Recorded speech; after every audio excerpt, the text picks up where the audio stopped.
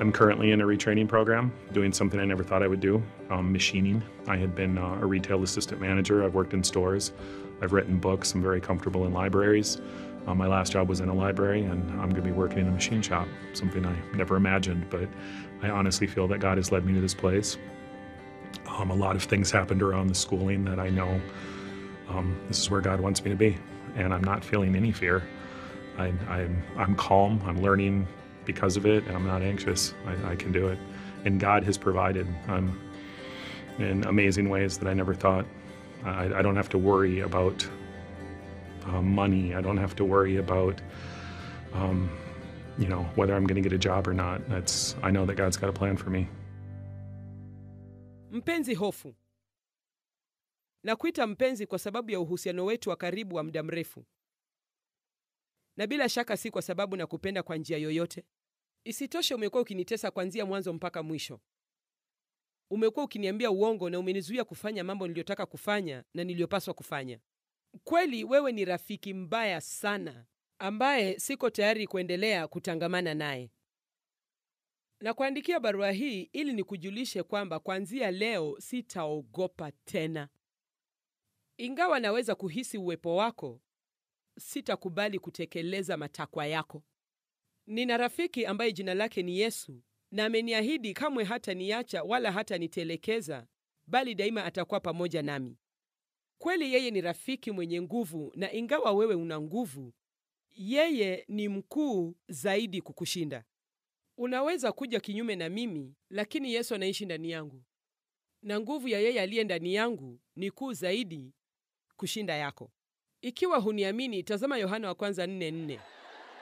Ingawa siwezi kukuzuia kuja kunitembelea, nataka kukwambia kwamba nitakupuuza.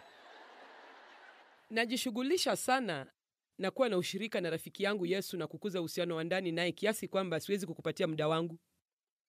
Kadri ninavyozidi kuwa na muda na Yesu, ndivyo ninavyozidi kuwa na ujasiri. Ananifunza namna mpya ya kuishi ambayo ni ya kusisimua na yenye ujasiri, isiyo ya hofu. Pia nataka kukujulisha kwamba kwa vile nina uzoefu mkubwa na wewe, na najua jinsi kukusikiliza ni kujiweka katika hali ya kushindwa, na kusudia kuambia watu wengi iwezekanavyo jinsi wewe ni mwizi na muongo. Miaka ambayo nimepoteza na wewe itarejeshwa na nitazaa matunda mengi mema. Asante kwa kunisukuma kwa Yesu. Unaona, ulinifadhaisha sana kiasi kwamba nitafuta njia kujiweka huru kutokana kwako, na Yesu alikutana na mimi mahali nilipokuwa na akaniweka huru.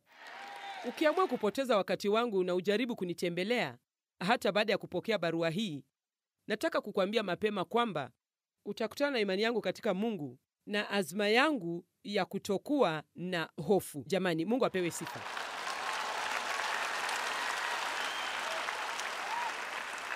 Ndiyo, niliandika barua hiyo. Wacha niseme tu hapa mwanzoni kwamba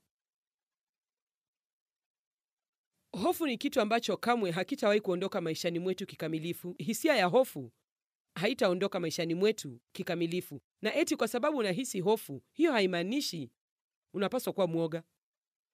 Na sijui nyinyi, lakini huo ulikuwa ufunuo mkubwa sana kwangu miaka mingi iliyopita. Na ni kwa sababu sikutaka kuhisi hofu, lakini Mungu alitaka nihisi hofu, lakini nione ujasiri hata hivyo. Ujasiri unamaanisha kutenda kitendo ambacho unaamini unapaswa kukitenda, au unachojua Mungu anataka ukitende hata kama unahisi hofu. Tumeacha hisia zetu zitutawale kwa njia kubwa. Kwa hivyo, mtazamo ambao Mkristo anapaswa kuwa nao ni kusema sitaogopa. Hebu sote tuseme hivyo. Sitaogopa. Sasa nitasema tena, hiyo imaanishi kwamba kamwe hutahisi hofu. Hata naweza kukuhakikishia kwamba utahisi hofu. Ukweli ni kwamba utahisi hofu, lakini tekeleza kile unachoamini unapaswa kutekeleza hata kama unahisi hofu. Unaweza kujifunza kufanya hivyo kwa hofu, ikiwa hiyo ndio njia pekee ya kutekeleza kile unachotaka. Usiache hisia ya hofu ikuweke utumwani tena. Inasemekana kwamba Biblia husema usiogope mara 365. Kwa nini mara nyingi hivyo? Kwa sababu bila shaka Mungu alijua kwamba akitupatia imani, shetani naye atatupatia hofu. Kila kitu ambacho shetani anatupatia ni kinyume na ni kiovu kikilinganishwa na kile ambacho Mungu anatupatia. Tunapokea kutoka kwa Mungu kupitia imani na tunapokea kutoka kwa adui kupitia hofu. Tunampa Mungu nafasi maishani mwetu kupitia imani. Tunampa adui nafasi maishani mwetu kupitia kukubali kuwa wenye hofu. Kwa hivyo tunapaswa kujifunza kuishi kutoka imani hadi imani hadi imani, si kutoka imani tena hofu, kisha tena imani tena hofu, tena imani hofu, tena imani hofu, tena imani. Kila Mungu anapotaka tufanye kitu chochote ambacho kitatufaidi au kifaidi mtu mwingine, hakika adui ni lazima atajaribu kuja kinyume na kitu hicho na tufanye tuwe na hofu. Anaweza kuweka mawazo akilini mwetu, lakini tunapaswa kujifunza kwamba ikiwa mawazo hayo hayaambatani na neno la Mungu, hayo ndiyo mawazo tunayopaswa kuyatupilia mbali, na tujifunze kusema shetani ni muongo. Hebu tujifunze shetani ni muongo. Sawa. Sasa Yoshua mlango wa 1 kuanzia mstari wa 1. Ikawa baada ya kufa kwake Musa mtumishi wa Bwana, Bwana akamwambia Yoshua mwana wa Nuni mtumishi wa Musa akasema, Musa mtumishi wangu amekufa. Haya basi, ondoka, chukua nafasi yake. Jamani, kazi kubwa hiyo. Kazi kubwa hiyo. Chukua nafasi ya Musa. Alikuwa akitazama kile ambacho Musa alikuwa anafanya. Alikuwa akiona vitendo ambavyo Waisraeli walitenda ikiwa mambo hayakuenda kama wanavyotaka. Miaka hii yote alikuwa jangwani na Musa pamoja na Waisraeli hao ambao walikuwa wakilalamika na kunungunika. Daima walitaka kumlaumu Musa kwa mambo yote ambayo hayakwenda vizuri. Sasa Musa amekufa na Mungu anamwambia Yoshua, sasa amka, simama. Na kabla hujafanya kitu chochote ni sharti uamke, lakini huo ni ujumbe mwingine kivyake. Na haimaanishi kuamka kimwili, ni sharti uamke kwa ndani kwanza. Na sehemu ya kile nilichotaka kufanya wikendi hii ni kufanya watu waamke kwa ndani. Ni wafanye muwe na azma ya kwamba mtatekeleza kile ambacho Mungu anataka mtekeleze, mkabiliana na kile mnachohitaji kukabiliana nacho, muwe watu ambao Mungu anataka muwe, na muwe na yote ambayo Yesu alikufa ili mpokee. Na ni sharti kuwe na azma takatifu ndani yetu, na naita kuamka kwa ndani. Ni sharti uamke kwa ndani kwanza kabla hujaamka kimwili. Amen. Adui daima hutusukuma tukate tamaa na tuamini kwamba hatuwezi kufanya kitu. Pule tunapoanza kuenda chini kwa ndani, basi kila kitu kingine kitafuata na tutaacha kufanya vitu ambavyo tunapaswa kufanya. Basi Mungu alisema, Musa mtumishi wangu amekufa. Haya basi, ondoka, chukua nafasi yake, vuka mto huu wa Yordani, wewe na watu hawa wote mkaende katika nchi niwapayo wana wa Israeli. Sasa mstari unaofuata ni wa ajabu sana, na tukikosa kuuelewa tutakuwa tumekosa ujumbe wa ajabu katika neno la Mungu. Kila mahali zitakapopakanyaga nyayo za miguu zenu nimewapa ninyi, kama nilivyomwapia Musa. Sasa hakusema mkifanya hiki na kile nitawapa nchi hiyo. Alisema tayari nimewapa nchi hiyo, sasa mnaweza kuimiliki. Hapana, hamkunisikia. Tayari nimeshakupatia kila kitu unachohitaji kuishi maisha ya ajabu. Sasa amka na uishi maisha hayo. Amen. Hii inamaanisha unapaswa kuwa na azma takatifu. Yesu alikufa kwa ajili yangu ili niwe huru, basi nitakuwa huru. Yesu alikufa ili niwe na ujasiri, niwe salama na nijiamini, basi hivyo ndivyo nitakavyoishi. Yesu alikufa kwa ajili yangu ili nisiishi maisha ya kuwa na wasiwasi na kufadhaika, basi hivyo ndivyo nitakavyoishi. Amen. Niangalieni nikiwaambia kitu. Ikiwa huna azma, kamwe hutapata kile ambacho Mungu anataka uwe nacho. Na hakuna mtu anaweza kuwa na azma kwa niaba yako. Nimesema hakuna mtu anaweza kuwa na azma kwa niaba yako. Lakini ukiwa na azma, hakuna mtu anaweza kukuzuia. Amen. Chochote ambacho Mungu anataka uwe nacho, hakuna pepo yote wa jehanamu wala mtu yote duniani anaweza kukuzuia kupata kitu hicho, alimradi hutakata tamaa. Kwa hivyo, hatima yetu haiko mikononi mwa watu wengine, ni kati yetu na Mungu. Amen. Kila mahali zitakapopakanyaga nyayo za miguu yenu, nimewapa ninyi, tangu jangwa hili na mlima huu Lebanoni mpaka mto ule mkubwa, mto wa Frati, nchi yote ya Wahiti, Kanani, tena mpaka bahari ile kubwa, upande wa machweo ya jua. Hapo ndipo patakapokuwa mpaka wenu. Napenda mstari wa 5. Hapata kuwa mtu yeyote atakayeweza kusimama mbele yako siku zote za maisha yako. Kama nilivyokuwa pamoja na Musa, ndivyo nitakavyokuwa pamoja na wewe. Sitakupungukia wala sitakuacha. Basi huu hapo ujumbe mwingine muhimu. Ingawa alisema nataka uchukue nafasi ya Musa, sasa anasema lakini si lazima uwe kama Musa. Si lazima ufanye yale Musa alifanya, au uzungumze kama Musa, au uombe kama Musa, au uvae kama Musa, au ufanye mambo yako kama vile Musa alivyofanya mambo yake. Na ni kwa ajili Musa alifanikiwa kwa sababu nilikuwa pamoja naye, na nitakuwa nawe kama nilivyokuwa na Musa. Mbona hamjapokea ujumbe huo vizuri? Unajua hii inamaanisha nini? Chochote ambacho Mungu amekwambia ufanye, haijalishi kinaonekana kiwezekani kwa kiasi gani, ikiwa Mungu amekwambia, unaweza kukifanya. Lakini hutakifanya ikiwa huamini kwamba Mungu atakitekeleza kukupitia wewe. Kama vile Mungu huwa pamoja na mtu yeyote aliyefanikiwa, Mungu atakuwa pamoja nawe pia. Isitoshe, kama Yoshua angejaribu kuwa kama Musa, angeshindwa. Na watu wengi hushindwa kwa sababu hawana, sasa sikilizeni, ujasiri wa kuwa kama wanavyotaka kuwa. Daima wanajaribu kuwa kama watu wengine, wanakuwa fotokopi ya watu wengine badala ya kuwa watu halisi kama walivyoumbwa na Mungu. Uwe hodari na moyo wa ushujaa, maana ni wewe utakayorithisha watu hawa nchi hii niliyowapia baba zao ya kwamba nitawapa. Uwe hodari tu na ushujaa mwingi, uangalie kutenda sawasawa na sheria yote aliyokuamuru Musa mtumishi wangu. Usiache kwenda mkono wa kuume au wa kushoto, upate kufanikiwa sana kila uendako. Basi kimsingi anasema, kile ambacho Mungu amekwambia ufanye, hicho ndicho unachopaswa kufanya. Usiache kile ambacho Mungu amekwambia ufanye. Usiangalie upande wa kuume wala kushoto, bali uangalie mbele na ulenge kuafikia lengo lako. Wacha niseme usiku wa leo kwamba chochote ambacho Mungu ameweka moyoni mwako, kifuate. Haya basi, mwambie jirani yako, kifuate. Sawa. Sasa mistari miwili mingine hapa. Kitabu hiki cha Torati kisiondoke kinywani mwako, bali yatafakari maneno yake mchana na usiku, upate kuangalia kutenda sawasawa na maneno yote yaliandikwa humo. Maana ndipo utakapoifanikisha njia yako, kisha ndipo utakapostawi sana. Je, si mimi niliyekuamuru? Uwe hodari na moyo wa ushujaa, usiogope wala usifadhaike, kwa kuwa Bwana Mungu wako yu pamoja nawe kila uendako. Basi katika mistari minne Mungu anatumia mistari mitatu au minne kusema usiache hofu ikuzuie. Anachosema ni kwamba hii ndiyo kazi niliyokuita ufanye. Unachopaswa kufanya ni kwenda na kuiteka nchi hiyo. Tayari nimeshakupatia kila kitu. Nitakuwa pamoja nawe. Fanya kile unachopaswa kufanya. Weka macho yako kwa zawadi yako. Usiogope, usiogope, usiogope, usiogope. Na si kwamba alikuwa anasema usihisi hofu. Mungu alikuwa anamwambia asiogope kwa sababu alijua kwamba atahisi hofu. Lakini alisema usiache kuzuie. Usiache kuzuie. Ni kitu cha ajabu jinsi tunavyopoteza vitu vizuri maishani kwa sababu ya kusikiliza hofu badala ya Mungu. Sasa Yesu alitununulia nini kupitia kifo chake na kufufuka kwake?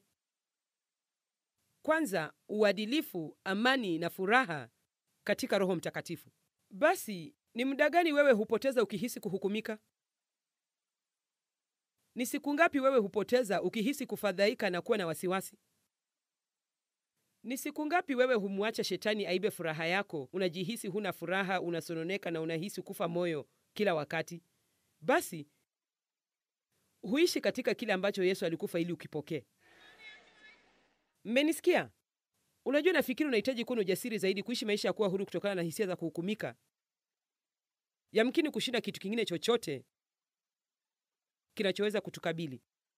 Yesu alisema, nimekufanya mwenye haki mbele zangu kupitia imani yako kwangu. Lakini shetani anataka daima tuwe na hisia mbaya kabisa ya kujihusu sisi wenyewe kwa ajili ya kitu fulani. Ikiwa unaomba, huombi kwa njia sahihi. Ikiwa unasikiliza neno, hukumbuki chochote ulichosikia. Ukisoma Biblia, huielewi. Jamani, ni lini utafanya vizuri ya kutosha? Kamwe hutaweza ikiwa utamsikiliza shetani. Na nakumbuka Bwana aliponinenea moyoni mwangu miaka mingi iliyopita, alisema, Joyce, ikiwa unataka kutumia imani yako kwa kitu kikubwa, tumia imani yako kuishi huru kutokana na hisia za kuhukumika, kwa sababu mimi huhisi kuhukumika kwa ajili ya kitu fulani kila wakati. Na cha msingi ni hiki, Biblia inasema kwamba tunapofanya dhambi, na kweli sisi hufanya dhambi,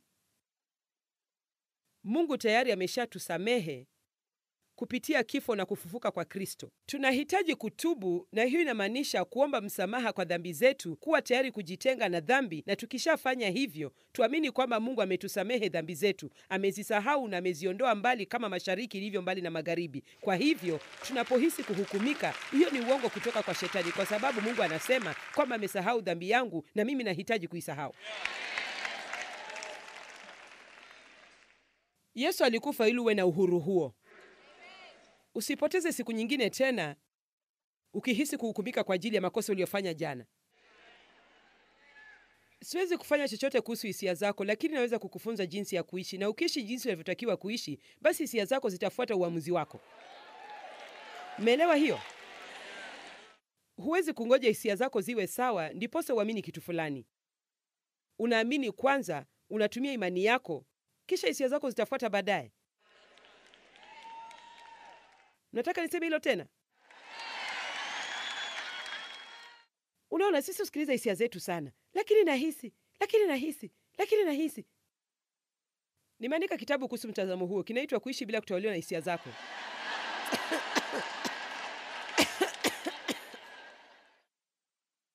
Nimekuwa nikikohoa na nimekuwa na matatizo ya koo kwa karibu wiki 3 sasa. Nilikuwa Colorado Springs wiki 3 zilizopita, na kufikia Jumamosi asubuhi nikaanza kusuguza hivi.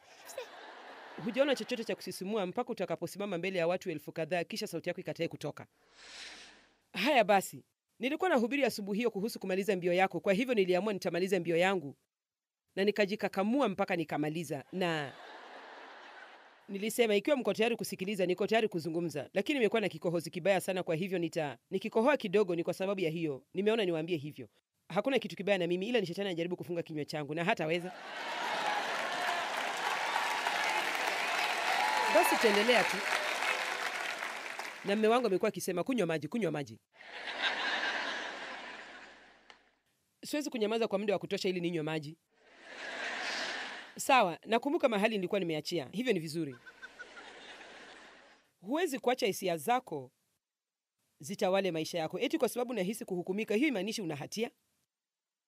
Ikiwa umemwomba Mungu akusamehe na umemwomba kwa uaminifu kwa moyo wako wote, na hutaki kuendelea kufanya mambo hayo tena, basi uamini kile ambacho Biblia inasema kuliko jinsi unavyoamini hisia zako. Na unapoanza kuamini kile ambacho Biblia inasema kuhusu hisia zako zitafuata uamuzi wako. Amen. Sawa.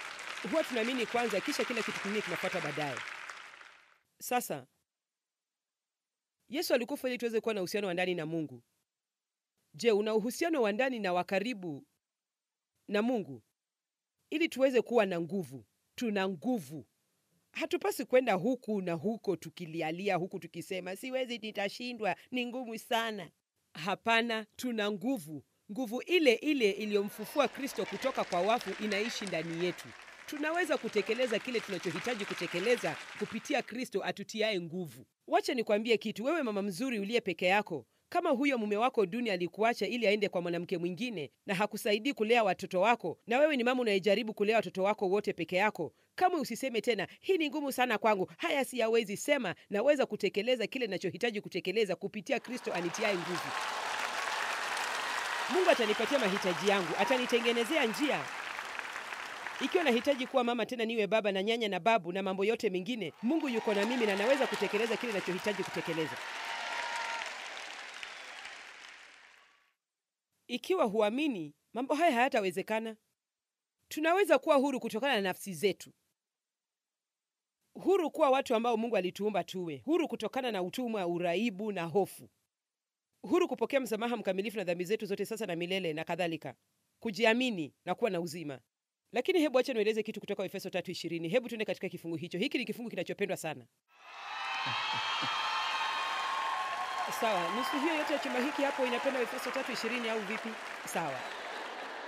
Wow, tuna watu wanaopenda Efeso 3:20 hapo.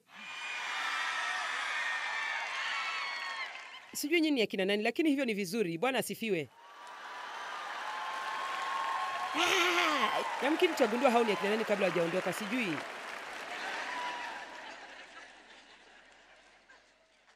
Nafikiri wakati mwingine tunaweza kusoma maandiko kwa miaka mingi na bado tukose kuona vitu fulani. Haya basi atukuzwe yeye awezaye kupitia nguvu yake kufanya mambo ya ajabu mno kuliko yote tuyaombayo au tuyawazayo, kupita maombi yetu yote, matakwa yetu yote, mawazo yetu yote na ndoto zetu zote, kwa kadri ya nguvu itendayo kazi ndani yetu. Basi atukuzwe yeye awezaye kufanya mambo ya ajabu mno kuliko yote tuyaombayo au tuyawazayo. Tafsiri zingine zinasema kwa kadri ya nguvu itendayo kazi ndani yetu. Sasa nadhani kile tunachofikiria tunaposoma kifungu hicho ni kwamba sawa, naweza kuomba chochote na Mungu atakitekeleza, lakini sidhani kifungu hicho kinasema hivyo. Nadhani kinasema kwamba naweza kuomba chochote na Mungu atakitekeleza kwa ajili ya nguvu yake itendayo kazi ndani yangu. Mungu ataniwezesha kutekeleza kile ninachohitaji kutekeleza. Mmenisikia? Mnapaswa kukisoma vizuri. Nilikisoma katika kila tafsiri niliyoweza kupata na zote zilifanana. Mungu hutekeleza mambo kutupitia sisi. Ndiyo, Mungu hutekeleza mambo kutupitia sisi. Lakini nafikiri sisi huketi tu na kumgoja Mungu atufanyie kila kitu, ili hali kile anachotaka tufanye ni tuseme, Mungu nakuomba ufanye jambo hili, lakini najua utalifanya kunipitia mimi. Najua tutafanya kazi pamoja, na kwa hivyo ukiwa pamoja na mimi nitafanya chochote unachoniambia nifanye. Jamani, Mungu apewe sifa. Wangapi katini mnaona hiyo? Kwa sababu hilo ni jambo muhimu sana. Mungu, nahitaji muujiza, nahitaji suluhu. Mungu, nahitaji muujiza, niondolee madeni. Nikwambie Mungu atafanya nini? Atakupatia kazi. Na huenda akakupatia kazi mbili, na huenda akakupatia saa za ziada. Amen. Ndiyo, daima sisi hutaka Mungu aje na arekebishe makosa yote ambayo tumefanya. Mungu atakusaidia. Mungu atakusaidia kuponya ndoa yako, lakini huenda atakwambia kwamba itakubidi ufunge kinywa chako na uache ubishi kila wakati.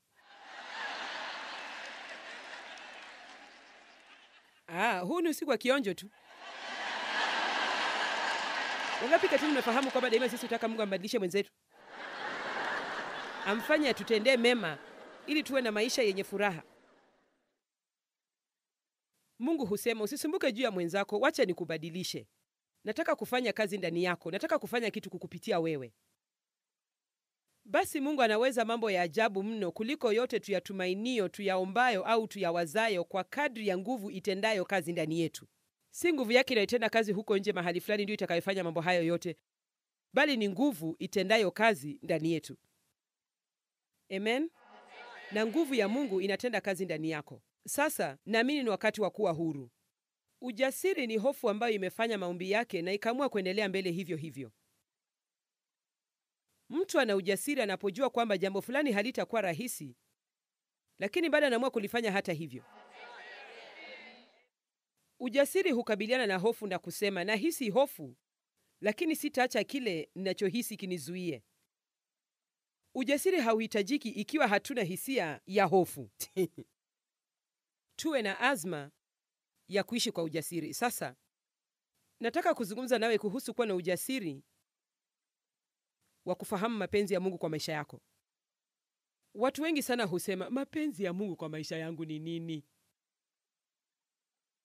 Joyce, unafikiri mapenzi ya Mungu kwa mimi sijui. Mimi mwenyewe bado najaribu kung'amua nafanya nini. Joyce, unafikiri unapaswa kufanya nini? Sijui. Nenda ukaombe na usikie sauti ya Mungu kama vile mimi nimejifunza kufanya. Na si kwamba nasema hatutaki kumpa mtu ushauri, lakini unajua, tunaogopa kufanya makosa. Hatutaki kufanya maamuzi kwa sababu huenda tukafanya makosa. Hatutaki kuchukua hatua kwa sababu huenda tutafanya makosa. Basi unajua nini? Ukifanya makosa 1000, hiyo imaanishi wewe mwenyewe ni kosa. Nimesema ukifanya makosa 1000, hiyo imaanishi wewe mwenyewe ni kosa. Inamaanisha tu umefanya kosa. Na njia ya haraka zaidi ya kupata ushindi dhidi ya kosa lako ni kusema nimefanya kosa. Badala ya kutoa vijisababu kwa kosa lako na kujaribu kulificha, sema tu, sikumsikia Mungu vizuri, nilifikiri alitaka nifanye jambo hilo, lakini nimekosea. Hujashindwa maishani mpaka pale utakapoacha kujaribu. Njia pekee unayoweza kushindwa ni kama utaacha kujaribu.